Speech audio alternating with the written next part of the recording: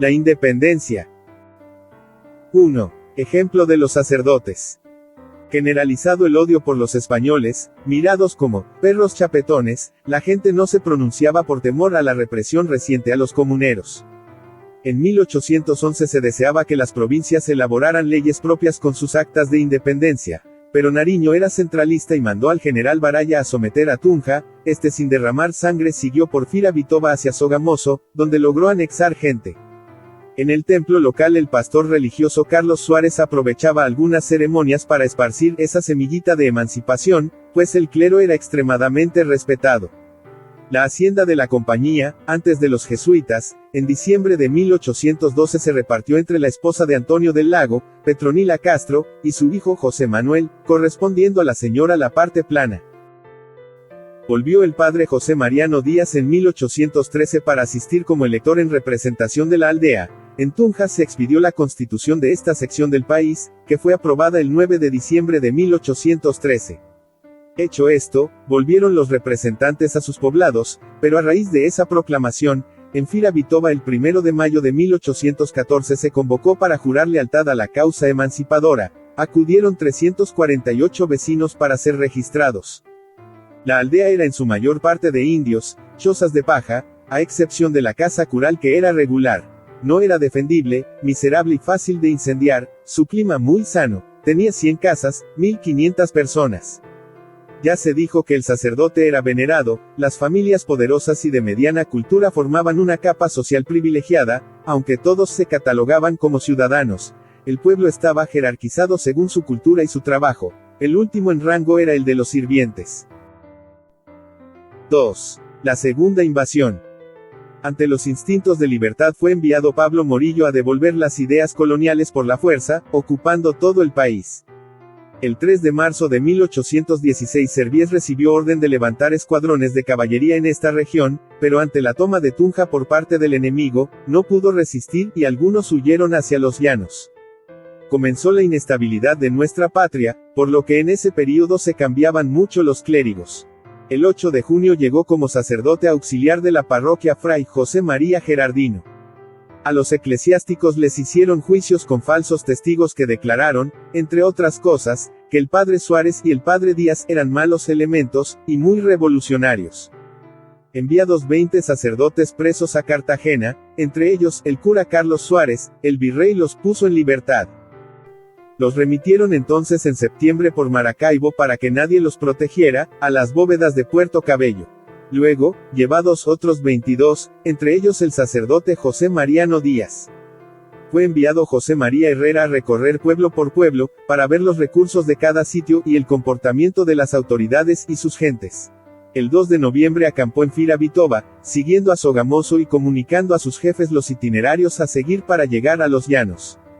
Morillo tomó la ruta para establecer su cuartel general en Sogamoso en diciembre, y luego pasó a Venezuela dejando encargado a Juan Sámano. El sacerdote Gerardino solo estuvo en Firavitoba hasta el 6 de diciembre de 1817, cuando la situación se agravaba, pues los chapetones cometían muchos abusos con la población criolla. Al religioso dicho, lo reemplazó provisionalmente el reverendo Joaquín Rodríguez. 3. Campaña libertadora. Para Sogamoso 1818 no fue tan fácil, pues en enero se supo que fue fusilada la señora Estefanía Neira y en julio, la señora Teresa Izquierdo, actos que llevaron a despertar mayor odio a esa raza invasora. Algunos sogamoseños se fueron hacia los llanos a incorporarse al ejército del general Santander, también algunos firavitobenses lo hicieron, con la esperanza de una libertad próxima, conociendo los planes de Bolívar. El 16 de junio de 1819 se quejaba Barreiro de la existencia de bandidos que inquietaban a los pueblos, incitándolos a la desobediencia. Eran las guerrillas, que conseguían información dentro de las ciudades y bajaban a los llanos, saliendo en pequeñas partidas por Firavitoba e Iza, para establecer las acciones a seguir. Comenzaron a llegar noticias alentadoras del ejército, que, desde Arauca y Casanare, sorteando las crecientes de los ríos llaneros en época invernal, avanzaba hacia la cordillera en busca de la redención de la patria. 4 días de ascenso, ya sin provisiones, cansados y con hambre, algunos muriendo entre el fango de la altura, por las enfermedades. Brotaban más rumores, que aún con las adversidades, el 27 de junio, Al vencer a un destacamento en Morcote, cruzaron el páramo, llegando entre el 2 y el 6 de julio, escalonadamente a Socha, donde recibieron la ayuda de sus moradores.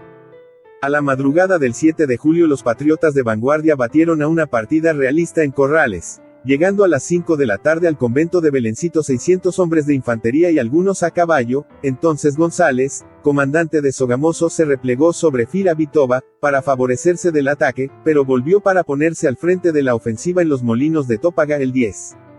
Al día siguiente Barreiro ordenó reconocer Corrales y Gamesa, donde se presentaron nuevos combates, con un total de 17 muertos realistas y 12 regionales. Los nacionales, por 4 cabullas puestas sobre el río Chicamocha, estaban pasando a Beteitiba, lo que favorecía a Barreiro, que marchó a Sogamoso el día 17. Mientras los patriotas por Santa Rosa llegaban a Duitama, los ibéricos marchaban a Firavitoba, único camino que permitía el paso del río por puente, por el Espartal, 4 esquinas, llegando a Paipa al día siguiente. El 20 Bolívar estaba en Duitama y Barreiro en Paipa, con escaramuzas de ambos lados para provocarse mutuamente. Queriendo cruzar el Chicamocha, los nacionales comenzaron a fabricar balsas de sauces. Para cortar el avance realista, el ejército patriota siguió hacia el pantano de Vargas, donde la crecida del río, en esa época invernal, les había dificultado el avance, pero llegaron al lugar y allí, se presentó el enfrentamiento con las huestes enemigas, que ya tenían las mejores posiciones, en cerros altos. Los hombres del Libertador habían tomado los cerros más bajos. Barreiro desalojó a los patriotas, obligándolos a ocupar la hondonada. Simón Bolívar veía venir la derrota, pero Juan José Rondón atacó y lo siguieron sus 14 lanceros, trepando con furor. La infantería enemiga entretanto se había desordenado, cediendo sus posiciones. Seguidamente atacaron los demás colombianos para provocar el desorden enemigo. Un fuerte aguacero y luego la noche, hizo retirar a Barreiro, quien dejó pertrechos abandonados. Muchas las víctimas de ambos lados. Se cree que se perdió la tercera parte de la tropa. 25 de julio de 1819.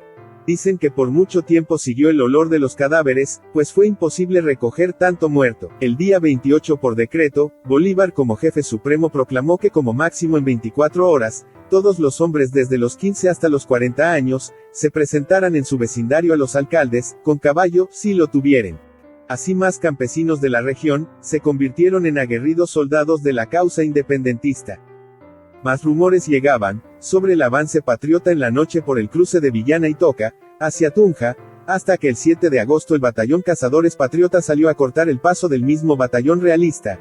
Hicieron el intento de ganar el puente de Boyacá varias veces, y en todas tuvieron que retroceder, con sensibles bajas, como la del capellán Fray Miguel Díaz, el teniente Nicolás Pérez y el sargento Cayetano Abella, natural de Firavitoba. El general Santander, impaciente por cruzar el río y dar la carga decisiva, fue informado por una campesina, que por el sitio de El Bebedero, podía cómodamente pasar la gente, táctica decisiva en el triunfo, en una corta pero decisiva batalla, en que se obtuvieron más de 1.600 prisioneros que quedaron en poder de los nacionales, y que hizo huir apresuradamente a los que quedaron hacia el río Magdalena, para salir del país. 23 muertos, 53 heridos entre los patriotas. Un mes después se ordenó conmemorar el triunfo, todos los años.